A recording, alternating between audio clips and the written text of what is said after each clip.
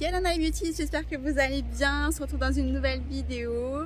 Aujourd'hui, je vais vous partager un petit peu le parcours de Marine des nœuds et du lien sur Facebook. Je vous affiche de toute manière ses coordonnées. Donc on est descendu jusqu'à Falipiti pour découvrir un petit peu son métier. Donc elle est doula, infirmière puéricultrice, et donc elle va nous expliquer qu'est-ce que c'est qu'une doula, et surtout on va visiter le centre Tuati Here qui tourne autour du monde des bébés. De toute façon elle va tout nous expliquer dans cette vidéo. Donc le centre il est pas loin de Déco et Bain de Libellule, dans cette allée rue Wallis. Ici vous avez l'église de Taunois, et donc le centre est ici au numéro 69. Donc on va y rentrer et découvrir ce que propose Marine. Bonjour, moi je m'appelle Marine, peut-être vous me connaissez sous le pseudo des nœuds et du lien sur Facebook et Instagram. C'est une page que j'ai ouverte il y a plusieurs années pour partager mon quotidien de maman de 4 enfants et mon travail d'infirmière puéricultrice et de doula, donc autour de la parentalité et de la période plus spécifiquement de la grossesse. Est-ce que tu peux nous expliquer ce que c'est qu'une doula? Parce que moi, la première fois que j'ai entendu ce mot-là, pour tout avouer, c'était dans la série Meghan et Harry sur Netflix, parce qu'ils avaient une doula à domicile.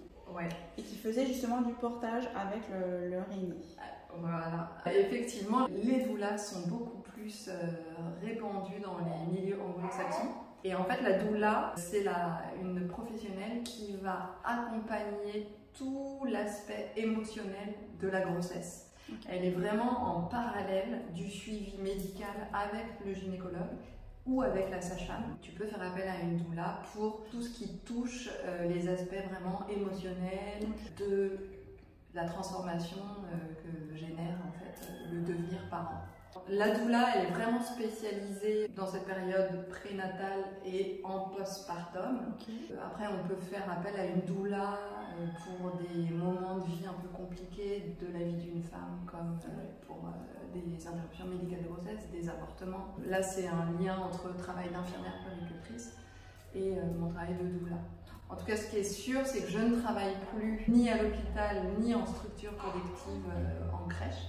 Avant, j'ai travaillé 10 ans en réanimation néonatale et j'avais une micro-crèche ensuite pendant 5 ans. Et j'ai vraiment mis ça de côté pour vraiment me spécialiser dans l'accompagnement des jeunes parents. En fait. Et pour que les bébés soient accueillis de manière sereine sur notre planète. Tu peux nous expliquer où est-ce qu'on est aujourd'hui? Alors aujourd'hui, on est au centre Tuati Here. C'est un centre d'accompagnement et de bien-être des familles et des adultes. En fait, je travaille ici avec mon conjoint, qui lui est thérapeute énergétique. Donc il reçoit en consultation à côté, dans une pièce à côté. Moi ici, je reçois les familles pour faire des thalassos-thérapeutiques d'un bébé, pour faire des formations en partage physiologique, pour faire des ateliers en fait autour de la parentalité. J'accueille les familles pour les accompagner dans leur allaitement maternel, pour expliquer ce que c'est que le postpartum, pour donner des tips et des astuces pour mieux vivre le postpartum. On reçoit ici aussi les cercles de femmes, des tantes rouges, des tantes roses. Voilà, c'est tout ce qui va avoir attrait à la parentalité, au bien-être des parents en fait, ou des jeunes femmes et des jeunes hommes. Tes ateliers, tu les fais en petits groupes ou vraiment ça peut être de manière tout à fait personnalisée? Alors, je reçois en individuel les familles, donc que ce soit pour atelier massage, atelier portage, tout ce qui est rendez-vous autour de l'allaitement maternel ou des consultations en puériculture qui vont avoir après la diversification alimentaire, les pleurs de bébé, les émotions des enfants. Donc tout ça, ça peut être en individuel. Et régulièrement, j'organise des ateliers collectifs. L'idée de ce centre, qui s'appelle Tuati Here, les rassemblements aussi, créer du lien, c'est vraiment permettre aux jeunes parents de rencontrer d'autres parents et de se rendre compte qu'ils ne sont pas seuls à traverser ce qu'ils traversent, et que les étapes compliquées liées à l'arrivée d'un bébé, qu'on les traverse tous quand on a un enfant, mais que ça fait vraiment du bien de pouvoir échanger ça entre jeunes parents en fait. Oui. On retrouve cette information sur ta page Facebook directement? Alors pour le moment c'est sur ma page Facebook Voilà. et Instagram des nœuds et du lien. Oui. Et je suis en cours de créer une page vraiment spécifique au centre, parce que c'est un centre aussi où donc il y a mon mari et moi mes ateliers, Voilà. mais l'idée c'est aussi que d'autres professionnels du bien-être et de la périnatalité puissent louer la salle et proposer aux jeunes parents des ateliers. Donc on a par exemple déjà une doula yoga qui propose des cours de yoga prénatal et postnatal.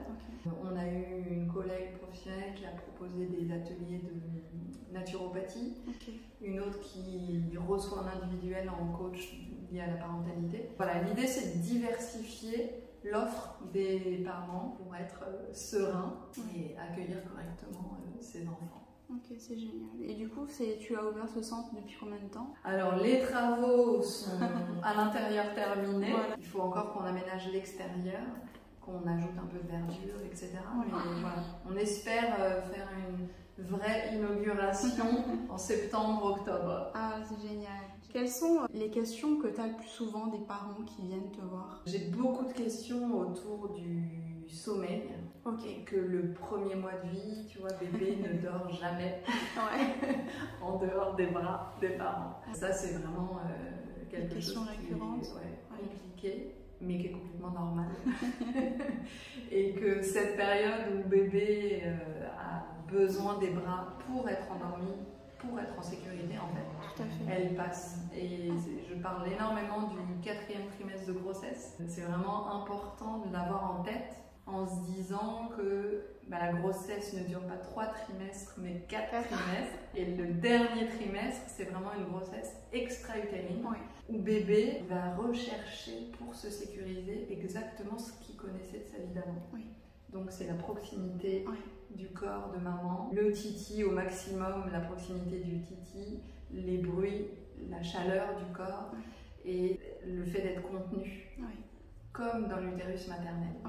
Et c'est normal que quand on pose bébé dans un lit où il est tout seul, perdu, à plat dos, sur une surface plane en fait, c'est tout ce qu'il n'a jamais connu en fait. Et donc, il était au chaud contre papa, maman, on le pose sur le dos parce que ce sont les recommandations aujourd'hui.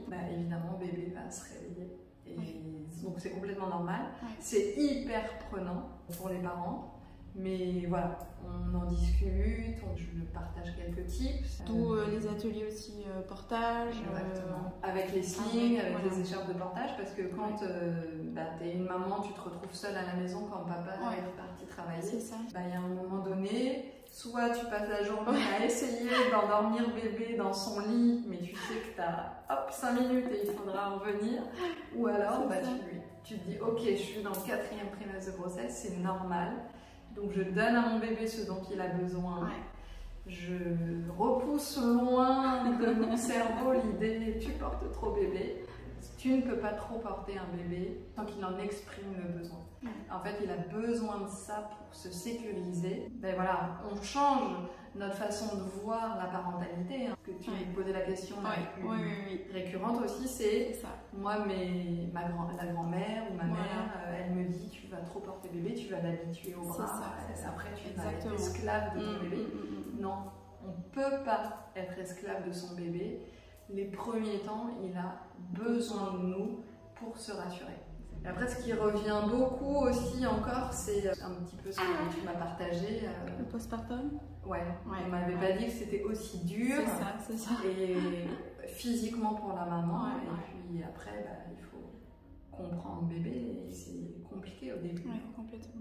Et donc voilà, moi c'est vraiment ça mon travail là, de doula, essayer de un peu démocratiser le postpartum, briser les tabous, et faire en sorte que les mamans puissent se rencontrer, voir qu'elles sont pas seules à vivre ces difficultés et surtout que ces difficultés elles passent. Mais on va être moins seul si on est soutenu, si on les partage avec d'autres mamans qui vivent la même chose. Est-ce qu'il y a des papas qui viennent à ces ateliers? Alors oui, il y a, il y a beaucoup de papas. Alors pour les bains thérapeutiques, il y a beaucoup les papas et les mamans. Parce que c'est vraiment un temps, une pause aussi pour les parents. Complètement. Parce que vous qui observez, ça vous reprojette dans la grossesse. Il y a aussi eu des difficultés probables pendant la naissance et en fait ça vous permet aussi de libérer ses émotions et voir son bébé apaisé. C'est hyper émouvant. C'est ça. C'est émouvant. Donc pour le bain, il y a beaucoup les parents. Et après, j'ai beaucoup de papas en atelier portage. Les papas, ils aiment bien aussi avoir contre leur bébé. Et dans les bras, c'est chouette d'avoir vraiment l'outil de portage. Ça permet vraiment de se sentir même soi-même porté, d'avoir bébé contre soi complètement levé. Et puis finalement de réussir à l'endormir rapidement, réussir à l'apaiser. C'est une super gratification pour le papa aussi. Et le portage, ça permet vraiment au papa de trouver sa place et tu vois, de créer du lien avec bébé. Complètement. Quand il y a un allaitement maternel, des fois le papa il peut se sentir un peu mis de côté. Voilà, le portage, ça permet vraiment au papa de prendre sa place et de découvrir son bébé. Et voilà, j'espère qu'il y en aura de plus en plus parce que les papas, ils ont aussi plein de choses à dire, plein de choses à partager. Bien sûr. En fait, c'est tout simplement 2 anneaux et un morceau de tissu. Ok. Et en fait, ça va venir te mouler, toi et bébé, sur mesure. Donc, quelle que soit la position de bébé sur ton corps, en fait, ça va venir remplacer tes bras. Ça te permet vraiment de faire beaucoup de choses. Parce que tu vas répondre aux besoins de ton bébé qui a besoin de cette proximité. Tu sais, comme tout le 4e trimestre, plus tu vas lui donner cette proximité, plus il va réussir à s'éveiller et à s'ouvrir vers l'extérieur. Et plus toi, du coup, tu n'auras pas les pleurs, tu n'auras pas l'impression de rien pouvoir faire en fait, de ta journée. On vient positionner sur son corps. Et là, tu viens ajuster. Tu vois. Et bébé, il est vraiment contenu et enveloppé comme, tu vois là, comme il est dans tes bras. Exactement. Tu peux lui faire des bisous. Tu peux le caresser, mais tu as les mains libres aussi. Voilà, là tu peux te maquiller, tu peux manger chaud. Manger tout court. Manger tout court. Et moi, c'est un outil que j'ai découvert, le portage à mon premier. Ça a été salvateur dans ma parentalité. Et tu vois, tu peux, plus ils grandissent, plus tu peux ensuite... Tu écartes. Tu mets la califourchon. Tu me disais aussi en off que tu allais proposer un Airbnb juste à côté. En fait, on a 2 appartements. Il y en a un, c'est Anne et Mana qui travaillent avec nous. Et l'autre appartement, ce sera un appartement qu'on aimerait prioriser pour les familles qui viennent des îles pour accoucher sur Tahiti.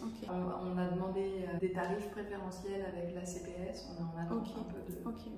Mais de toute façon, l'idée c'est de proposer pendant 1 mois un tarif beaucoup plus avantageux que les tarifs qu'on peut trouver en ville pour les familles qui n'ont pas de famille ici ou pour les mamans qui n'ont pas envie d'aller au foyer, en collectivité. Là, c'est vraiment un appartement indépendant, donc c'est dans le centre.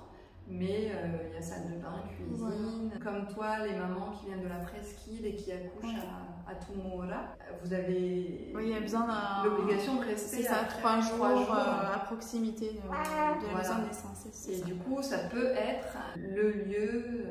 On est vraiment en plein centre de Papeete. Génial, je trouve que c'est un super projet. Surtout, moi, ça me parle, je viens des îles et j'ai beaucoup de cousines qui descendent sur Tahiti pour aller rendez-vous sage-femme et gynéco tous les mois. Et c'est vrai qu'effectivement, elles n'ont pas forcément de famille qui puisse les accueillir. Donc je trouve que c'est vraiment une superbe idée de proposer un Airbnb avec des prix attractifs pour les gens de la presqu'île et des îles. Donc vraiment merci pour cette innovation, c'est vraiment trop bien. Quels sont les bénéfices d'un bain thérapeutique ? Alors en fait, le bain thérapeutique, il va vraiment permettre au bébé de libérer des émotions qui ont pu être accumulées pendant la naissance. Et même s'il y a eu une très belle naissance, si maman a bien vécu la naissance, bébé peut avoir, lui, de son côté, vécu de manière un peu plus difficile ou douloureuse la naissance. Et par définition même, en fait, l'arrivée sur Terre pour le bébé va être un traumatisme. En fait, il quitte un monde qu'il a connu pendant 9 mois et tout tout dans le milieu aérien est différent en fait. Oui. Donc c'est vraiment, il perd tous ses repères. Donc par cette arrivée dans ce milieu qui lui est totalement inconnu, ben, il peut y avoir très rapidement en fait des traumatismes qui se mettent en place. Et le bain thérapeutique va permettre au bébé de se reconnecter à sa vie intra-utérine. Okay. Et voilà, soit de se laisser détendre totalement et de retrouver ses sensations qui lui étaient agréables, ou alors justement de libérer des émotions trop fortes accumulées pendant la grossesse ou pendant la naissance. Et alors l'emmaillotage, ça peut aussi t'aider quand tu es toute seule à la maison, Okay. que tu veux pas le porter et que tu sens qu'il se réveille tout le temps. Ouais. Tu peux l'envelopper pour qu'il dorme. Ok. Parce que vraiment, ce besoin de contenance, il est important. Ça va éviter que ce réflexe de Moro se déclenche. Imagine un coq se met à chanter juste à côté de et on va te fait sursauter. Oui, oui. Et si rien ne le limite au niveau de ses mouvements, Ouais. là, il déclenche un réflexe de Moro. Et c'est un réflexe qui est un réflexe de survie. Donc en fait, ça veut dire que vous n'êtes pas à côté, donc il va vous appeler. Si il est dans un lange emmailloté, même s'il y a le bruit, il va peut-être un peu sursauter, mais en fait, c'est un petit peu un leurre, il croit qu'il est dans les bras ou il croit qu'il est... Ce réflexe ne se déclenche pas et il peut retourner à son sommeil. Ok. Donc tu vois, j'utilise moi un grand lange, je le fais en triangle. Ouais. On va mettre le tissu au niveau qui enveloppe bien ses bras. Et moi, je lui mets en première intention les mains ensemble sur le torse, mais je les laisse pas à disposition du visage. Parce qu'il y a des bébés qui ont un besoin de succion très important. Et du coup, autour de la bouche, il y a ce qu'on appelle les points cardinaux. En fait, c'est des zones du visage. Quand tu vas les toucher, bébé va déclencher le réflexe de succion. Donc tu vas avoir l'impression que il a faim. Il a faim, alors qu'en fait c'est juste que tu as touché cette zone-là. D'accord. Okay. Donc je mets les mains près du visage et après si bébé a envie de téter et que je vois c'est un vrai besoin, je lui sors les mains, mais en première intention je le laisse comme ça. Après tu viens bien tirer le tissu et tu le coinces hop, sous ses fesses. Et tu vas ramener de l'autre côté le tissu. Et tu le pivotes et tu coinces sous ses fesses. Okay. Et après, moi je lui bloque pas les jambes, je lui laisse la possibilité de plier, tendre les jambes autant qu'il en a envie. Donc je regarde jusqu'où vont ses jambes quand elles sont tendues. Okay. Et je fais le twist, tu vois, juste à la fin. Et voilà, on a emmailloté bébé. Qu'est-ce qu'on peut te souhaiter pour la suite? Longue vie à toi, Thierry. Ouais, c'est clair. Voilà. Plus d'ateliers, beaucoup d'échanges, de rencontres entre les parents. Ouais, c'est vraiment permettre aux parents de se rencontrer, d'échanger. Parce que c'est vraiment un bouleversement de la parentalité. Ah mais carrément, parfois on a l'impression de se sentir un peu seul et complètement largué. C'est ça, et l'isolement est le pire ennemi de la parentalité. C'est ce qui rend les choses difficiles quand on est parent. Merci Marie. Merci à vous pour ce moment d'être venue jusque-là. Et puis bravo pour votre magnifique bébé. Merci. Il est vraiment... J'ai plein de sourires. Oui. À bientôt. Nana.